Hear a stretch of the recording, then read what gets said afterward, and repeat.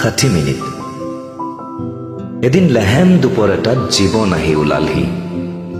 6টা দিন গেবাৰী খাটি দেওবাৰে সামান্য জিৰাইছিলোহে, অকস্মাত টক টক টক দুৱাৰত টুকুৰিয়ালেহি।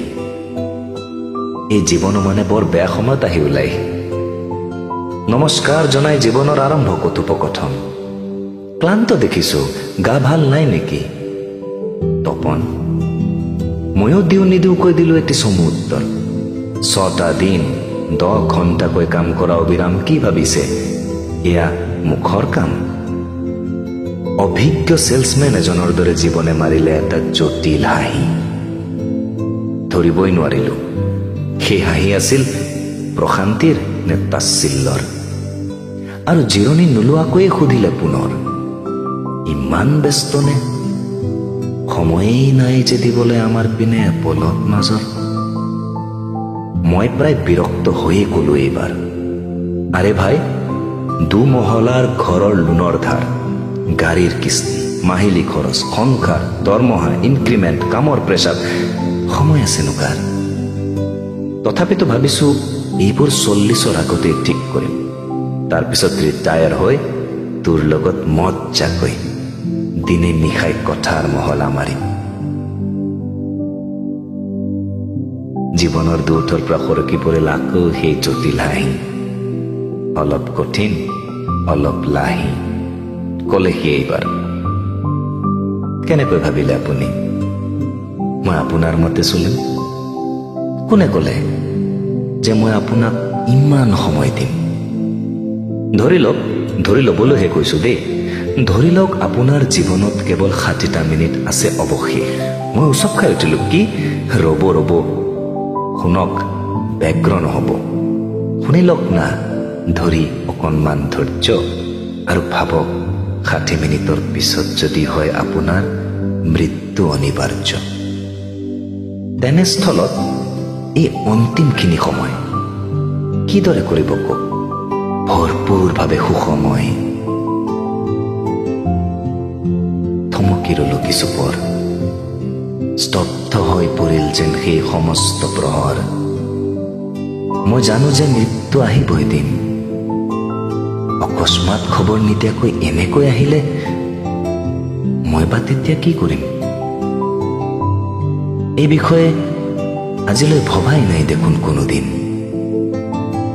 মই ক'ব নোৱাৰাকৈ মনে হাতত ধৰি মোক লৈ গ'ল মোৰ শৈশৱলৈ। এইবাৰ অৱশ্যে মৃদু হাঁহি এটা বুকুৰ পৰা উজাই মোৰো দুঠত বহিলেগৈ। অস্থিৰতাবোৰ যেন কিছুপৰ স্থবিৰ হৈ ৰল। মোৰ ভাৱনাবোৰৰ শব্দলৈ যেন তৰ্জমা আৰম্ভ হল। এইবাৰ অৱশ্যে উত্তৰ নাছিল আগৰ দৰে চমু, না পাতল না লঘু। মই কলো, যদি কেৱল 2টিমান ক্ষণ থাকে মোৰ বাকী, অফিচ আৰু কেৰিয়াৰৰ জঞ্জালৰ পৰা নিজক দূৰত ৰাখি প্ৰথমেই মই মোৰ মাৰ ওচৰলৈ যাম। নয়ন ভৰি তেওঁৰ কৰুণ মুখখন চাম। তেওঁৰ কোলাত ক্লান্ত মূৰটো থৈ খন্তেক জিৰাম।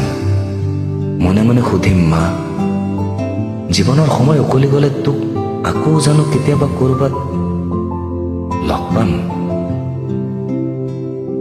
দেউতাৰ ফটা গুৰুহাৰ দুখবোৰ নিচুকাম।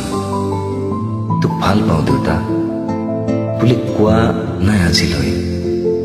তেওঁৰ কাষত বহি এই কথাষাৰ এইবাৰ কিন্তু নিশ্চয়কৈ তেওঁক শুনাম। বাকী পত্নী মোৰ বন্ধু, দুখৰ সমভাগী, সুখৰ অংশীদাৰ। তাই সঁচাকৈ দ্য বেষ্ট পাৰ্টনাৰ। কেলৰিৰ কথা গুলি মাৰাহে তাইৰ হাতৰ ঘি সনা পৃথিৱীৰ শ্ৰেষ্ঠ পৰঠা পেট ভৰাই খাম। তাৰপিছত ভাইটিৰ লগত অলপ কাজিয়া কৰিম। সি ঠেহ পাতিব, মই ভাঙিম। ষ্ট'ৰ ৰুমত থৈ দিয়া পুৰণি কেৰমখনৰ এলান্ধু আঁতৰাই তাক নীল দিম বুলি তাৰ লগত আকৌ এবাৰ বাজি মাৰিম। বাছ, আৰুনো কি বিচাৰিম? তাৰপিছত তোমাৰ মৃত্যু আহি গলে ঘেণ্টাও খাতিৰ নকৰিম। এইবাৰ জীৱনৰ মোৰ দুয়োৰে একেলগে নিগৰিল হাঁহি সম্পূৰ্ণ সৰল নিৰ্ভেজাল লাহি যাবলৈ ওলাই জীৱনে মাথো কলে সৰ্বশেষত কি কৰিবা আশাবোৰক কল্পনাত পুহি ৰাখি আজি সকলো ঘৰতে আছে এয়াই সুযোগ যাওক উলিয়াই লওক কেৰমখন 50টা মিনিট যে আপোনাৰ এতিয়াও আছে বাকী